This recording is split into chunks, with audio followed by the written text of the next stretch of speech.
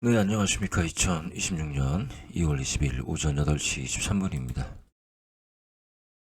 자, 금요일 날 자정에, 상호 관세에 대해서, 자, 법원이 판결을 내렸죠. 무효다. 무효. 저는 이 소식을 미용실 아줌마한테 들었습니다.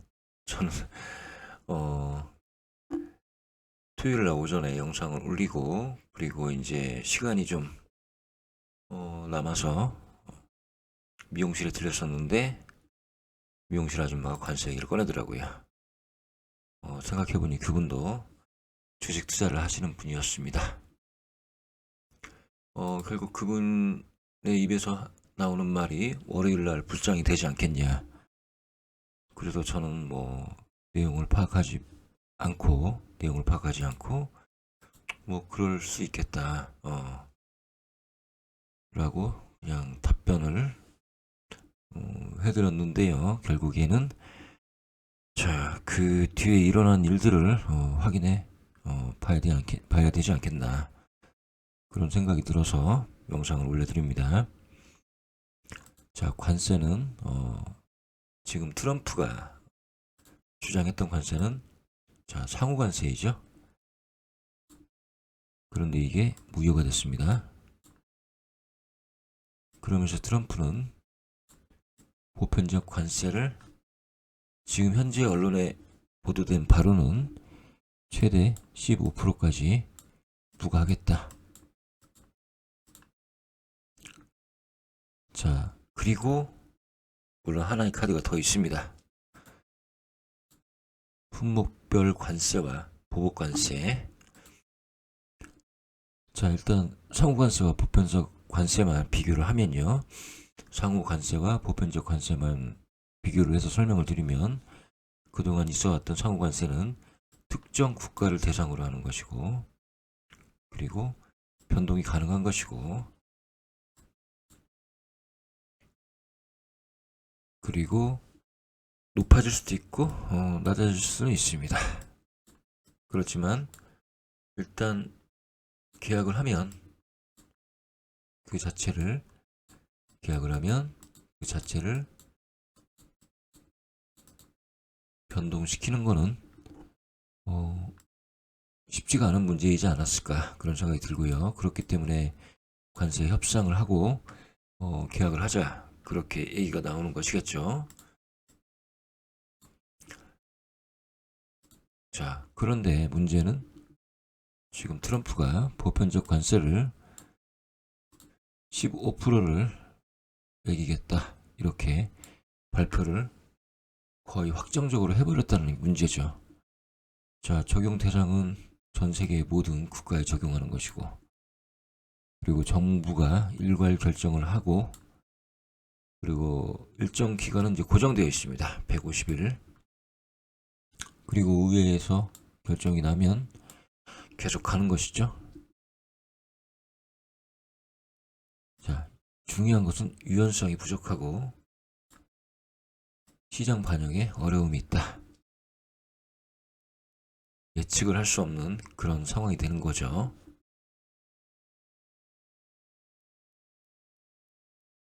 자, 보시면 제가 봤을 때는 상호관세는 그냥 계약으로 끝나는 거기 때문에, 그리고 이미 기업 입장에서는 받아들인 것이기 때문에 불확실성이 이제 거의 없는 상황이었었죠. 그런데 이제 그게 사라지고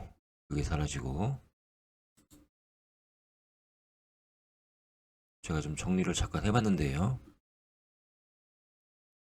자, 현재 상호관세는 한국, 유럽, 일본, 대만이 15%, 자, 인도, 중국, 멕시코, 캐나다 등 순으로 관세율이 이렇게 차이가 있었습니다. 자, 위 상호 관세가 무효가 된다면 제가 봤을 때는 어떤 전문가도 이렇게 말을 하던데요.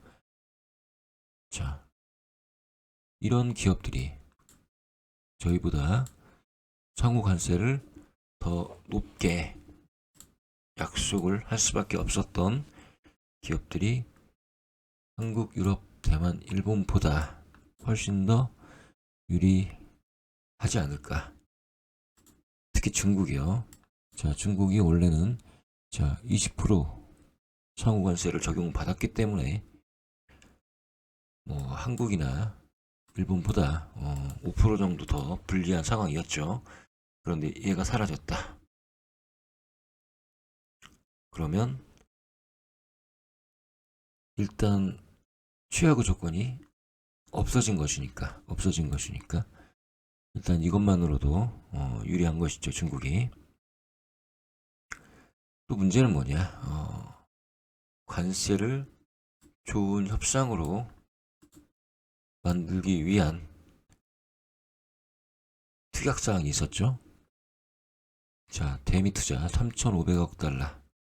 아마 일본은 5천억 달러인가 그랬죠? 자, 이 계약은 그대로 유지가 된다는 것이 더 문제입니다. 그리고 깜냥에 거부를 하면 되지 않겠냐라고 해도 트럼프는 보복 관세로 응할 것이며 품목 관세로 응할 것이다. 거의 그게 확실하지 않겠나 그런 생각이 듭니다. 자, 그러면 보편적 관세가 상호 관세보다 더 나은가를 보면, 자, 전 세계의 보편적 관세를 지금 언론에서는 15%라고 얘기를 하고 있습니다. 자, 151일간입니다. 150일간 5개월입니다. 5개월. 올 한 해가 다 가는 거죠. 자, 결국에는 10%로 돼도 저희가 유리한 것은 5%. 15%가 되면 0%의 판결에 0%로서 판결의 실효성이 아예 의미가 없다. 오히려 미국이 인플레이션이 커지기 때문에, 그리고 이런 경우에 과거의 기사를 보면요, 한국의 대미 수출의 양이 대략 10% 정도 감소한다. 만약에 보편적 관세를 실현했을 때 대미 수출의 10%가 감소를 한다. 자, 그리고 저는 알기로 이제 반도체 스마트폰은 상호 관세가 면제였던 것으로 알고 있는데, 이 부분은 확인을 해야 될 것 같고요. 철강하고 자동차는 상호 관세가 아니었기 때문에 그냥 그대로 가는 것이고요. 향후에 보편적 관세와 중첩이 되는 것은 확인을 해봐야 되고요. 자, 반도체는 미국 내에서 만들지 않으면 100% 그런 얘기도 있었습니다. 자, 그러면 이제 뭐가 문제냐? 지금 현재 그 삼성, SK 등등이 미국의 현지 공장을 만들고 있죠.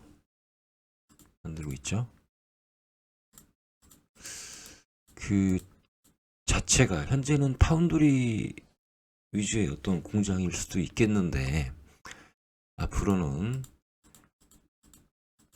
트럼프의 관세 압박이 더 커질 수도 있기 때문에 이제는 자국 내에서 생산을 하는 메모리 반도체를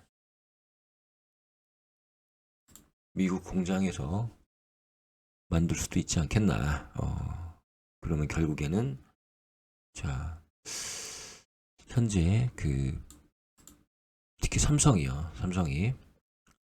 어떤 반도체에 대한 국내 수요를 줄이고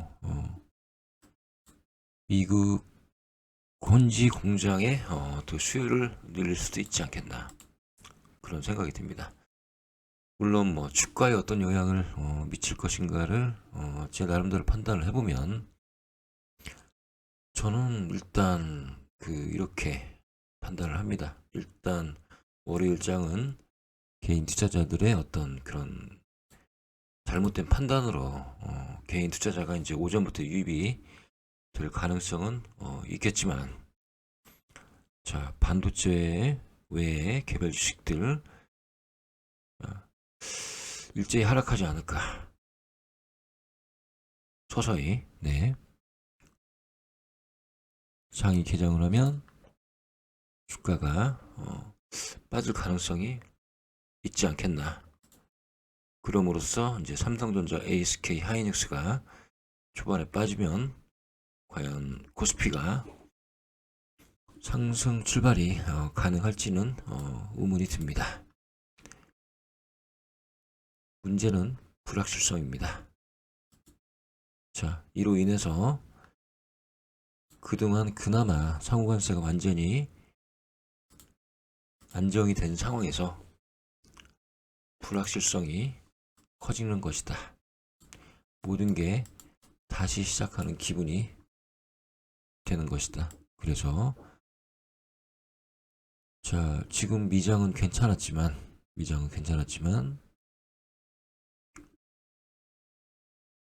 국내 주식시장에 외국인들이 더 이런 불확실성 때문에 더 빠져나갈 가능성이 있다고 보이고요. 문제는 전자전기 중에 계속 외국인들이 나갔던 이스페타시스가 좀 문제가 좀 될 수도 있겠다, 그런 생각이 듭니다. 어차피 월요일장을 보고 판단을 해야 될 문제이지만 미리 제가 이런 부분을 확인을 해서 예측하는 바이고요. 결과는 아무도 알 수는 없습니다. 그렇지만 언론이나 전문가들의 어떤 의견을 들어본 제 나름대로의 결론은 상호 관세보다 오히려 보편적 관세가 더 국내 주식시장에게는 더 좋지 않은 것 같다라는 결론입니다. 자, 일단 제 의견일 뿐이지만 월요일날 즉각 대응을 하실 수 있으면 하시고요. 아니면 월요일날 빠지면 혹시라도 말씀드린 대로 그때 가서 다시 한번 살펴보시죠. 뭐 상승하면 좋은 거 아닙니까? 그쵸? 상승하면 좋은 거 아닙니까? 그렇기 때문에 이 얘기는 할 필요가 없는 거죠. 상승했을 때 어떻게 대응하시라? 저는 빠졌을 때 이런저런 이유로 빠지는 것인데, 아니 왜 관세가 없어졌는데 왜 빠질까? 라고 혹시라도 생각을 하신다면 이런 이유로 빠지는 것이다 라는 것을 말씀드린 것이고, 일시적인지는 그날 당일날 장이 끝나고 다시 한번 살펴보도록 하겠습니다. 그러면 종가 매매를 하시면 되죠. 감사합니다.